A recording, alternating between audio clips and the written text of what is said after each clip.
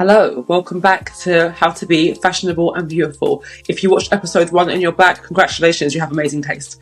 I am Chani Ra, fashion commentator. I'm Charisse Kenion, a beauty curator. This show is all about finding your personal style. Each episode, we kind of try and dig deep into what makes personal style, and always check out the end of each episode because that's where we share a personal tip from one of our favorite creators around the world. Before Chani tells you what we're talking about today, make sure you hit like and subscribe. That's how we're going to know if you like what we're doing. So, Chani, what's today's subject? Okay, today we are going to be talking about the icon, the legend, Miss Salma Hayek. She's had a very interesting journey with fashion.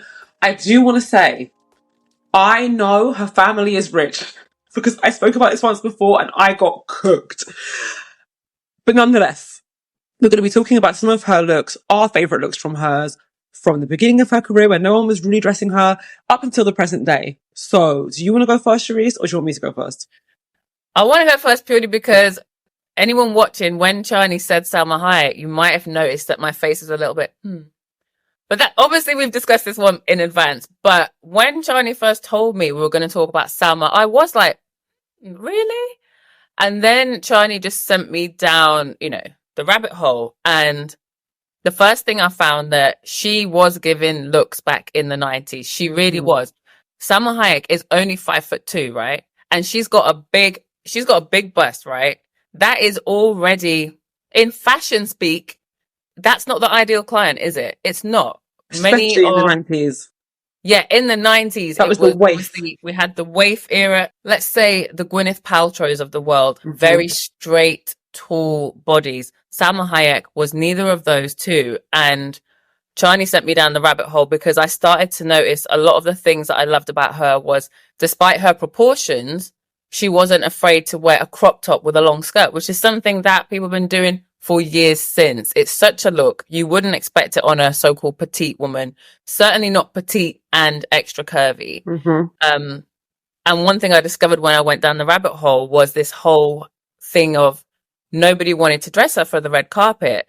She'd done Desperado 95, Dust Till Dawn 96. So she was emerging. She'd already done work back in Mexico, I believe, like, those telenovelas, those very dramatic soap operas. But now she was like with the big boys and nobody wanted to dress her. And she decides, instead of going to buy some Armani off the rack or whatever, she goes to Hugo Boss for men. She's got a contact at the menswear store. She goes in, and again, she picked the opposite of what you might expect. She picks a boxy suit, boxy jacket, wide leg trousers on a petite person. You're going to have to get them altered in some way. They would be sweeping the floor. Boxy jacket, probably hanging off her shoulders. What I loved is that instead of doing what we might do today, which is add a dose of a feminine touch, we might wear that jacket with nothing underneath. No, Salma gets a crew neck. She's like, I'm going to cover all of this up to here. And the one nod to a softer side was with her hair and makeup. Because again, today, I feel a lot of us, me included, if we do suiting, we're going to have a very sharp, slick hair, swept back. The face is just like popping. No, she wore like these long, loose waves, not even waves, just layers, very 90s. And her makeup, again, was very 90s, just neutrals, glossy lip. And she was like, yeah, this is me on the red carpet in a men's suit. I love that you picked this look because it encapsulates so much of one of the many reasons why I wanted to speak about Salma, because you pointed out that she was completely covered up. She didn't even, I believe, for this look, do her signature like sultry makeup with all of the dark eye and red lip. It was very fresh. And it just goes to show that it's the essence, because she still looked sexy. She still had that Salma energy. It just goes to show that she always wears the clothes. The clothes never wear her. And that's one thing I really like about Salma. She's never overshadowed by any look. And she tries a lot of looks. I mean, I think it's going to become a theme. We spoke about it a lot on our last recording, but it always comes back to that one trick pony thing. Like, it's so easy to box yourself in what you're comfortable wearing, what is flattering, which that's a whole other topic for another time, because flattering just means like sexy and thin, really, doesn't it? Like, no stylist, if she had access to a stylist, would have put her in a crew neck, jumper and a suit, they would have said, you've got boobs, let's give you a Yeah, low yeah, cut yeah. top. Let's create a triangle shape. Hmm. Let's put She heels. is a rebel, and I Yeah. love it. Like, so many of Salma's looks on paper do not work for her body type, and I really wanted to highlight her in this way because I think it's so important that while even the things that we do, you know, we come online and we say, this is makeup, this is fashion, you know, there are all these designers making clothes and they present them in a way where it's like, this is how I'm showing how the clothes should look. You know, we have fashion magazines, we consume so much, but you have to take it all with a grain of salt because it's still open to interpretation. All you're taking in is other people's interpretations, which is amazing. We can share. None of it is fact. And Salma breaks rules in almost every look I think we're going to bring up. And she looks amazing. So I'm going to segue into my first look, if that's okay. Yes, please. I actually have two that I'm going to put together, and you touched on it already. She often would wear, as you were saying, a crop top and an evening skirt. And I love this. First of all, because it looks good. Let's just get that out of the way. But it's because she, again, people weren't wanting to dress her. If you're going to have to go out your own pocket and buy something, whether you have money or not, what is going to cost you more money? To buy an actual gown that fits you, or wear, like this picture I'm going to show you now, a fuzzy cardigan that probably cost like a £5 and a vintage evening skirt. You know, separate. She can remix them again, but she was setting trends. Also, she was one of the standout looks of the night. This blue little cardigan she has on, this beautiful big skirt, the jewelry, the updo is very 90s. If that isn't And she loved the tiara, right? we get there. But if that isn't personal style, then tell me what is. She'd also done it again in a much more relaxed way where she had this more simple version of the look. It's so funny that I'm like trying to visualize what the picture looks like in my head, but I know it. Let me just check my notes quickly about the color. Yes, it was a silver. She wore a long silver silk skirt, a simple top. She had like this purple sort of pashmina shawl on, and it's so elegant. But because she's done it twice, we're like, oh, that's the Salma signature. Similar to how Jenna Lyons has her own version in New York Housewives of wearing like a very sort of frumpy sweater with a beautiful embellished skirt, you know. Salma did her own version of that in her day and made it her thing. And I love that. I have an arsenal of silhouettes that I know work for me, I feel comfortable in, I feel good in. I think we all have those formulas. We have rules that we make for ourselves. And I don't say rule in the way that you should just never stray from those conventions. But I like with Salma, you can see she knows herself. She knows what she likes. Yeah. And she references it again and again in new ways. That's creativity. I love it. Did you want to clap back? Clap back. To be honest, I haven't got a clap back, but I think I've got a clap back for anyone that could criticize her because she went through all of that, right? Creating her own style. But I think that was almost a gift to her as well, because look at the celebs that we might look at today and the amount of times you'd be like, oh my God, that they need to ditch the stylist. The stylist has them out here looking foolish, uncomfortable. There's nothing worse than seeing somebody look uncomfortable. Like you can see there'll be someone out there pulling at their outfit, pulling that. They're not comfortable. And you still see that with celebs, no matter how expensive the stylist is, no matter how expensive the clothing is. Salma's had the last laugh because she went through that. She has found her own style evolution. And she's married Francois-Henri Pinault, who is the head of Kering. So she can pick Gucci anytime, which she does frequently. She can pick Balenciaga, Alexander McQueen, and she loves an Alexander McQueen look. She's got her pick, and she'll have her pick of seamstresses so they can tailor it precisely to what she needs. And I feel like it's during this time she's kind of evolved in a different way. I feel she's been a bit more experimental over the past few years. I definitely think she's experimented with a lot more color, but also I love how she's unafraid. She's like, I'm going to get that ball gown. I'm 5'2". I'm getting the ball gown that sweeps the floor. I'm getting the strapless ball gown. I'm covering up completely. I'm wearing a matching coat and dress. She's I know what I like. And I think that also, one thing I noticed about her over the years, she hasn't really changed her hair and makeup styles much. I don't think she's someone that follows trends. I think, like you said, she has her signatures that she goes back to. And I think it's the same for her hair and makeup. Her hair, maybe she's had it lightened and highlighted over the years. Her makeup, I feel she's the queen of neutrals, a little bit of shimmer. That doesn't mean she doesn't like to play, but I think she's very, again, I think we talked about in the last episode, there's style and then there's a little pieces of restraint that you bring in that make it yours. So I think for her hair, makeup and nails, they're often classics. So her nails might be red, nude or dark. Probably not going to be blue, green, yellow, embellished. Her clothes is going to be all about her shape. And now that she's married someone who can give her every look she wants, I think, and she's getting older, she's even less bothered about trends. I think she's very much, she dresses for herself, which is what obviously this show is about. Completely agree. Couldn't agree more. I have nothing to add because you've hit all the marks. I know you got something to add, Chani. I know you got very rarely rendered speechless, but you said everything, like, perfect package. That is Salma. That is what she's done. I want to go a little bit back in time again. You mentioned the tiara.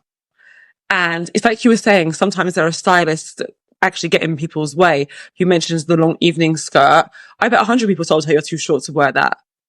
She knew she wasn't and she looked great. But there was this incident. I'm going to call it an incident to make it more dramatic, guys. But she wore this beautiful Giorgio Armani gown. It was kind of a nudie colour to the boursie. She looked great. She had, you know, her makeup. She had a blue eyeshadow, which I do believe was also her input. And I've said on record many, many times, put blue eyeshadow on and I will like it. Something about blue eyeshadow, that sort of like stereotypical, kitschy, tart. It's just bright. Makeup, the, you know, red lip and blue eye.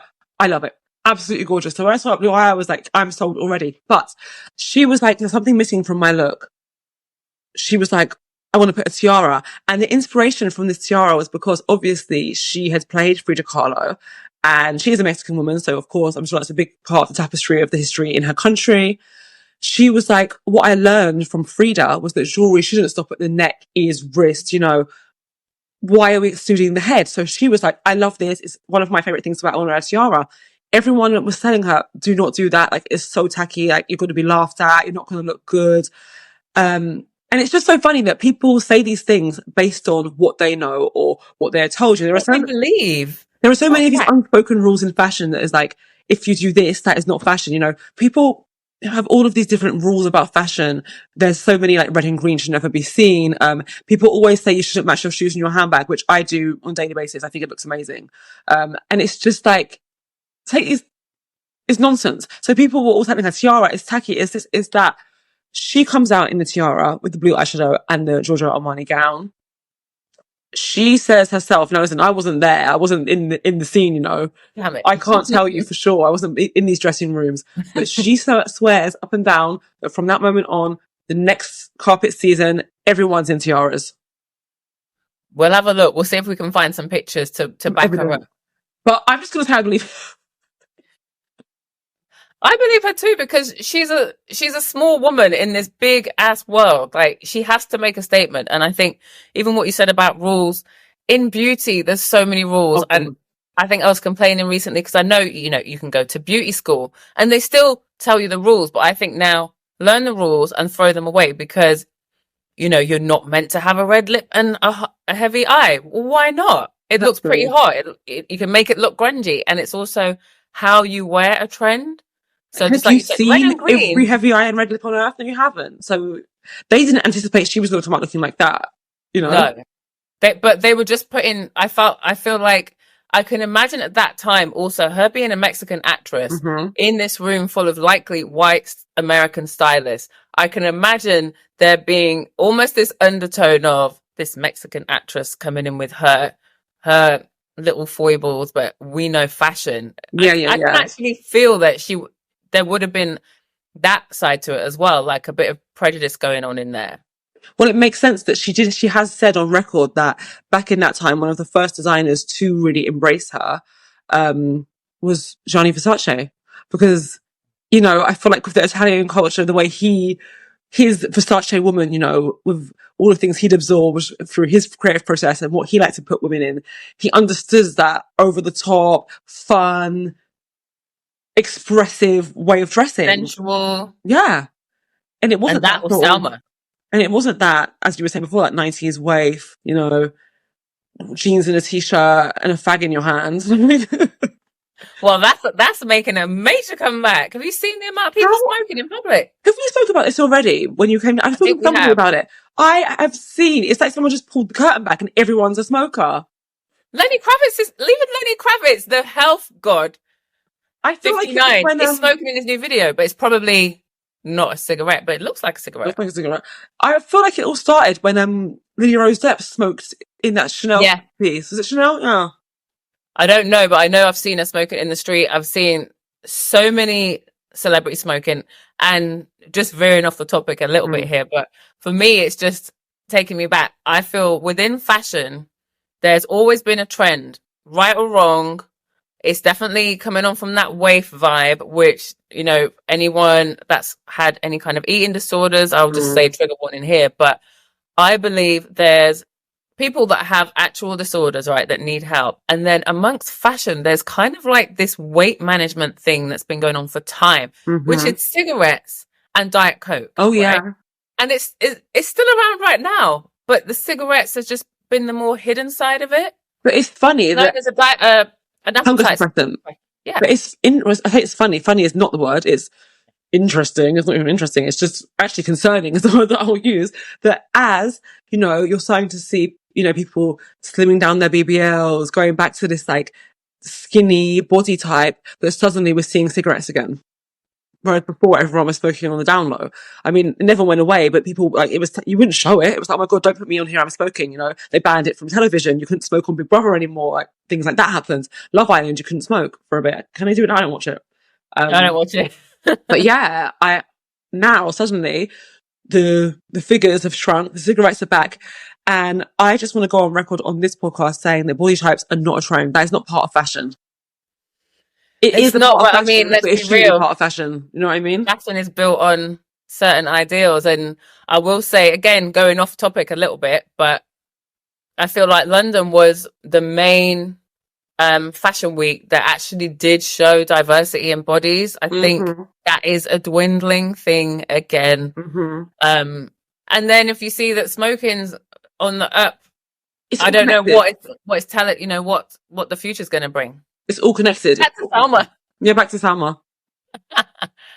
Any final points on Salma? For me, I think she's absolutely the definition of a woman that knows what she wants, knows what she needs, and she's just going to get it regardless. What about for you? How would you sum up Salma's style? When researching for this, the thing that gave me the idea to talk about Salma was, I don't know about you guys, but my comfort thing to watch when I've got nothing to watch is just rewatching Vogue Life and Looks. I have my favourite ones. I go back to Salma's is one that came out 3 years ago, but when we were thinking of topics for our podcast, I did rewatch it and I was like, oh, her stories are so great. But she did say at the end of her life in Looks that even though there's some looks that she does look back and cringe, she's really happy that people wouldn't dress her and she had to be a little bit more creative, that used what she had and made something. And I just think that's something we can all take away with us. You know, there's a lesson there. Even if you wear something and a year later, a week later, you're like, oh God, what was that look? You had fun, you felt good in the moment and you experimented. And I don't think personal style or fashion should be about looking amazing every single day. It should be about doing what feels good in the moment. Try something new. Have fun. One of my main plights in life is to make fashion fun again. Can we all just enjoy it? So yeah, I think Salma is a poster girl for that. Chani, though, you've missed out one crucial look that you made me go look at. What about Salma and the butterflies? Tell everybody about the butterflies before we go. Listen, I can't be fashionable, beautiful, and organised. Hello. So there was an incident, another incident, a fashion moment. Let me just pull up which where she wore it to, because I do have that written down. Butterfly. MTV Awards 1998. So she wore this strapless, might be a spaghetti strap, but anyway, it was a little black dress, very classic, very like on trend at the time, Posh Spice vibes, you know, the drill. But she didn't have much jewelry to wear. No one wanted to lend her diamonds, whatever. So she was like, how can I do something different that will still stand out?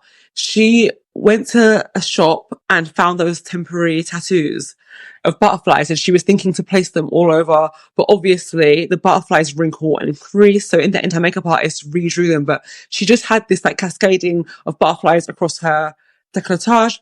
I think there was one on her arm, maybe shoulders. Yeah.